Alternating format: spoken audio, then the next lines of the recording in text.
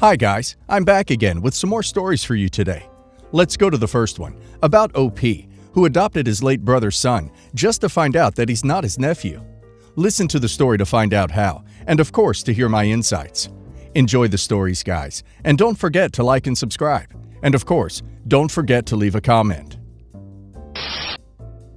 My twin brother was a hot mess and died in 2009. His girlfriend announced she was pregnant and gave birth in back of an abandoned bus. Obviously, she lost custody. I was next of kin, so I adopted my nephew, although we refer to each other as father and son, and he is doted by everyone.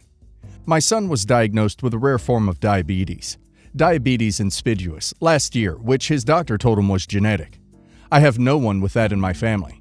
I mentioned it was probably from his mother's side. That sparked an interest in learning about his family tree.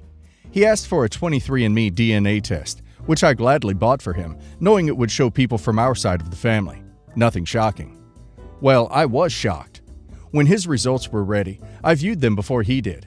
He is not blood related. He is basically Russian and Ashkenazi on the paternal side, when it shows German and English on my side. It made sense. He looks nothing like me or his birth mom. This doesn't change anything, but it would destroy him to find out. He was wishing that there would be one family member with their crap together and maybe give him a sense of history. My kid wanted to see the results himself, so I showed him mine, pretending it was his. He thought it was the coolest thing ever. I feel guilty beyond belief because he and I have always had a transparent relationship, and here I am deceiving him. I don't think this is right or wrong in this situation here. It's more about delaying the inevitable. Yes, he would be shocked, but I think he would be more hurt when he, and he will, finds out for himself. I can't imagine the delicate touch needed for this situation. OP is coming from a place of love, but honestly, OP should just tell him.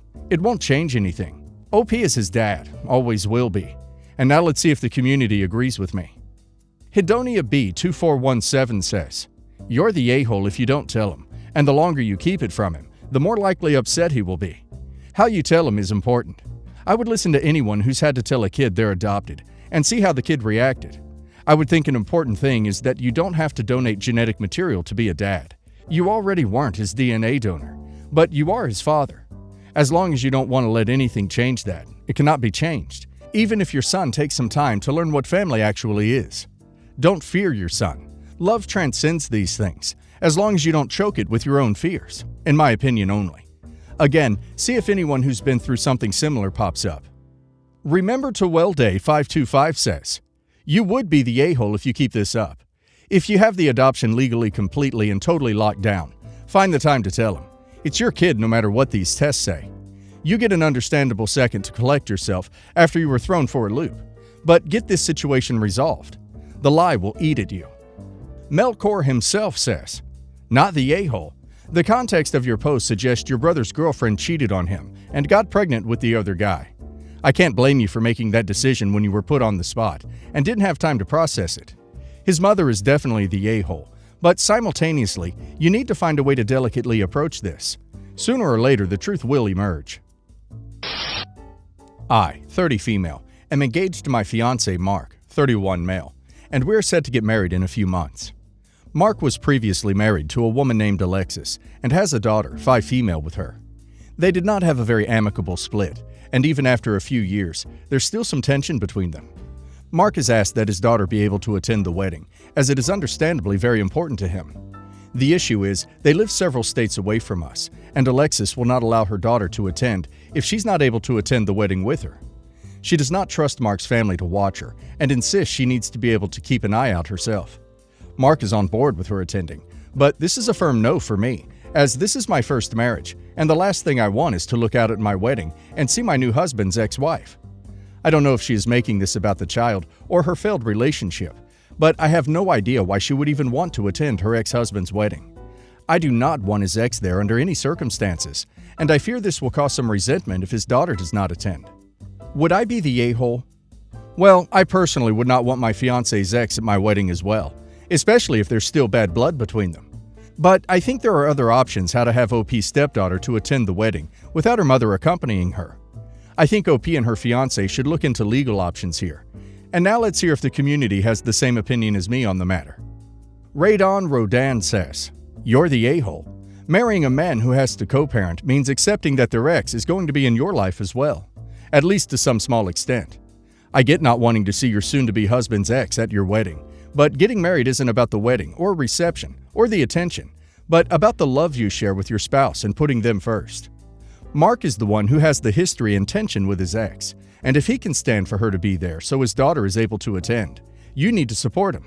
If you won't, you're telling him that your mild discomfort over a wedding guest that you hardly know matters more than his daughter's being able to attend one of the biggest moments of his life. I can't speak for Mark, but if I was in his position and my soon-to-be wife made that choice, I would be reevaluating if this marriage was a good idea. Adventurous Try 1728 says, "You're the a-hole. It would be cruel to not allow his daughter at the wedding.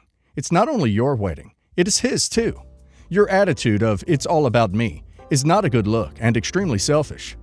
Honestly, this should be a deal breaker for your husband. You're showing your true colors here, in that you are willing to exclude his child rather than find an appropriate workaround that will work for all parties. Your husband needs to get his attorney involved. There's no reason the ex should be at the wedding. An attorney should be able to deal with this situation through appropriate legal custody modifications, because this will not be the last time the child is weaponized by her mother. Maybe a compromise could be that the child's mom flies out with her, and you guys hire a nanny exclusively to watch the daughter for the day, so mom feels comfortable, and so daughter can participate fully. There are options, but you guys have to be willing to look at them, instead of you throwing down, 'it's all about me.'" I have a beautiful and bright 13-year-old daughter, Abby, who gets average grades, B's and C's mostly. We've never believed in putting a lot of value on letter grades. My husband grew up with perfectionist parents, where nothing was ever good enough. Mother-in-law doesn't really care about her family too much. She will host a monthly family dinner out of guilt to keep up appearances, but beyond those dinners, she doesn't know my kids very well. Father-in-law, and I'm not exaggerating, literally doesn't give a duck about anyone but his wife. His kids were clearly a massive burden to him, despite having hired help, because if he can't have mother-in-law's undivided attention 24/7, he sulks. This man truly does not seem to like anyone or anything except his wife and his job. Recently, we were at mother-in-law's house for dinner. Father-in-law wasn't near us, and sister-in-law and my husband were joking about their dad and how he never hugged them as children. Mother-in-law said that men in his generation just didn't do that. Her kids were pretty quick to point out that while that might be true, those same men didn't indulge in PDA with their wife, which father-in-law has no issue with. Mother-in-law got annoyed and said father-in-law is shy and to leave him alone. Abby chimed in that you can't really be shy around people you've known their whole life like family. Mother-in-law said you can be, and father-in-law is shy. Abby said that sounded like enabling, and shy wasn't the right word. Mother-in-law rolled her eyes and said Abby is a C student and shouldn't act like she is a walking dictionary. I was furious. To me, you never humiliate or belittle a kid. I asked to see mother-in-law in private and asked what the duck she was thinking. Mother-in-law said that if Abby is going to attack her husband, she can attack Abby. I pointed out that Abby was a child, and mother-in-law said that she shouldn't be running her mouth then, and started screaming at me that my kids wouldn't have crap if it wasn't for father-in-law, and he is a great man. Objectively not true. I told her she had to apologize to Abby. Mother-in-law said no, and that she was never going to apologize to someone who insulted her husband. I said fine, we would be leaving then, and we would not see her until she apologized. My husband is okay with it, but sister-in-law says I'm an a-hole, and that if Abby's old enough to run her mouth, she's old enough for people to respond. Mother-in-law shouldn't be an a-hole to a kid. 13-year-olds shouldn't get involved in adult conversations, making judgments about others' relationships. I think OP should pull her kid into line, as much as mother-in-law should pull her head in too. Lack of respect all around. Holy Lemon says, everyone sucks here. Mother-in-law shouldn't have attacked Abby's intelligence, but Abby should not have said what she did.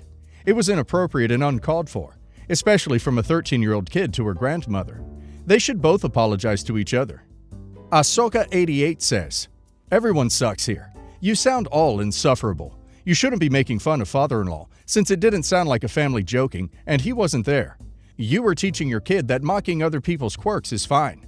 Your daughter was wrong both to make fun of her grandpa and because shy is the right word. Shy people are shy, even with their family or relatives. You should have stopped her. Your mother-in-law is wrong in stepping to your daughter and used her vote against her. Why do you all still meet at their house? You clearly can't stand each other. Sebubba98 says, you're the a-hole. Talk about overreacting. Your kid did mouth off to your mother-in-law for practically no good reason. Sometimes it's not about whose comeback or argument is better, but why the argument even happened in the first place.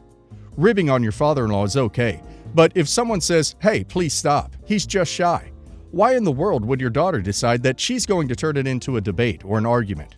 So, having said that, you're the a-hole, because either way, nobody even did anything that wild until you said you were never coming back until your mother-in-law apologizes. It's not that big of a deal to warrant this ultimatum, to be honest. Context. My sister-in-law, aka my brother's wife, likes to give her opinion without listening to the whole story. Backstory. I gave birth on the 16th of January to my third and last child. To make a long story, I went into labor while out shopping. We finished what we had to do, then went home for a few hours.